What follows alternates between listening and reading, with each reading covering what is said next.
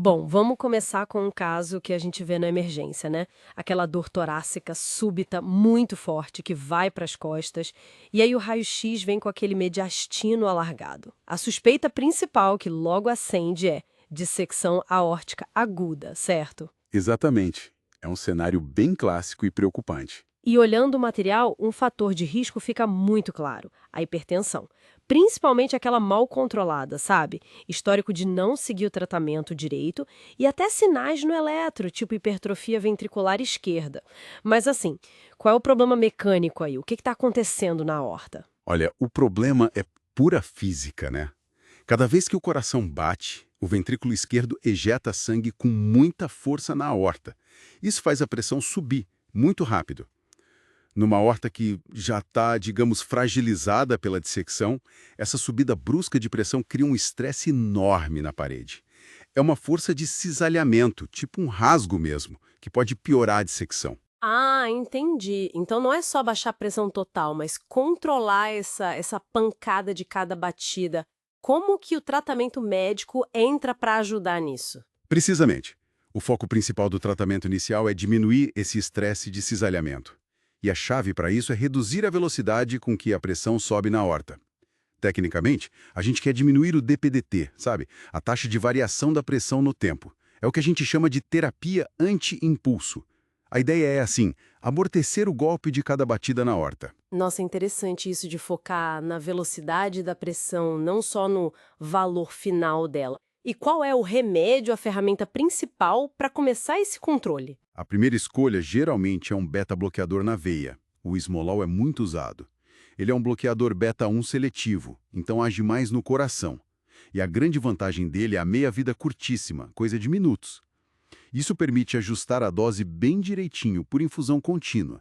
Se passar do ponto, você diminui ou para a infusão e o efeito some rápido. Certo. E como exatamente o esmolol faz para amortecer esse golpe na horta? Quais são os mecanismos? Ele age de duas formas principais, que são cruciais. Primeiro, o efeito inotrópico negativo. O que é isso? Ele diminui a força e a velocidade da contração do músculo do coração, do ventrículo esquerdo. Menos força e menos velocidade na ejeção significam que a pressão na aorta sobe de forma mais suave a cada batida. Isso reduz diretamente o DPDT, o tal estresse de cisalhamento. Diminui a força. Exato. E a segunda forma é o efeito cronotrópico negativo. Ele diminui a frequência cardíaca. Menos batidas por minuto significa que a parede da aorta sofre menos picos de pressão, menos impactos ao longo do tempo. É um combo, né? Um mecanismo duplo para reduzir o estresse total na aorta. Entendi.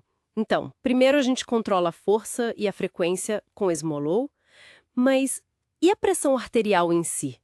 Se ela continuar alta, mesmo com o beta-bloqueador, o que a gente faz? Ótima pergunta.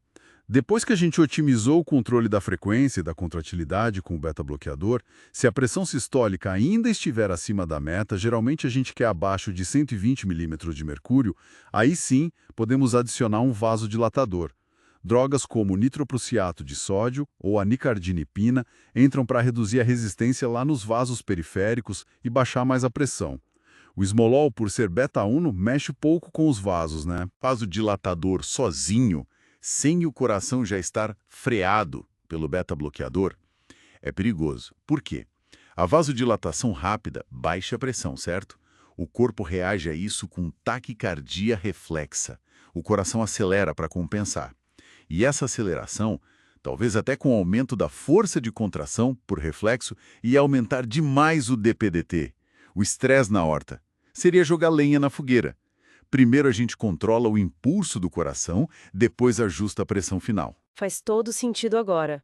É meio contraintuitivo, né? Pensar em diminuir a força do coração numa emergência, mas aqui a prioridade é proteger a aorta. Isso é diferente do manejo de um infarto, por exemplo. Exatamente. No infarto, o esmolol também ajuda porque diminui o trabalho do coração ou o consumo de oxigênio, né?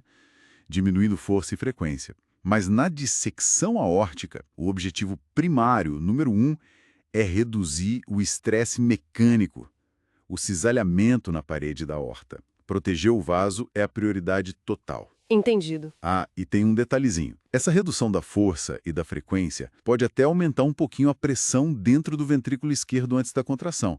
Mas isso geralmente não é um grande problema no manejo agudo da dissecção. É secundário. Ok. Então, para fechar, o ponto central que a gente discutiu aqui é a terapia médica inicial na dissecção aórtica aguda foca em reduzir o estresse de cisalhamento na parede da aorta. E a forma de fazer isso é diminuindo a velocidade com que a pressão sobe a cada batida, ou seja, o DPDT. Certo, o foco é no DPDT. Isso. E o Smomol, como esse beta-bloqueador beta-1 seletivo de ação curta, é uma ferramenta-chave para isso.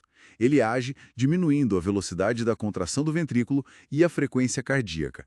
Ataca direto as causas desse estresse mecânico perigoso na aorta.